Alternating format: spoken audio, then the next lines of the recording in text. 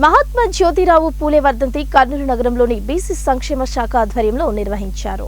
Birla gate వద్దనున్న జ్యోతిరావు పూలే విగ్రహానికి జిల్లా కలెక్టర్ రంజిత్ బాషా, ఉన్నతాధికారులు, బీసీ ఎస్సీ సంఘాల నాయకులు పూలమాలలు వేసి నివాళులర్పించారు. విద్యకు ఎంతో ప్రాధాన్యత ఇచ్చి అందరూ చదువుకునేలా కృషి చేసిన జ్యోతిరావు పూలే అందరికీ ఆదర్శమని కలెక్టర్ తెలిపారు.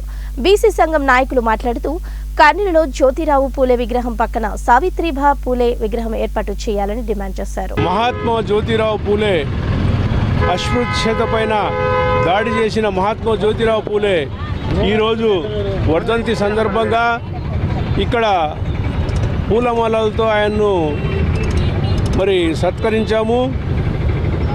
విషయం ఏంటంటే అవిద్యలో ఉన్న శూద్రులకు చదువు చెప్పడానికి, హాస్టళ్లు నిర్మించడానికి, ఇండ్లు నిర్మించడానికి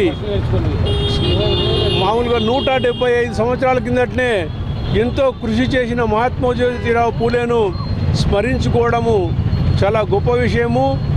ఈయనకు మహాత్మా అనే బిరుదును పూనా ప్రజలు అప్పుడే గతంలో 150 సంవత్సరాల కిందటనే ఇచ్చారు. ఆయన కృషికి మెచ్చి ఎస్సీ, ఎస్టీ, బీసీ మైనార్టీలందరూ ఎంతో ప్రయత్నం చేసేసి వాళ్ళ యొక్క విద్యకు, అస్పృశ్యతకు చాలా కృషి చేశాడు. గులాంగిరి అనే పుస్తకాన్ని రచించి భారతదేశంలో శూద్రులు ఏ విధంగా గులాంగిరి చేస్తున్నారో క్షుణ్ణంగా వివరించారు. అట్లాంటి మహనీయుని యొక్క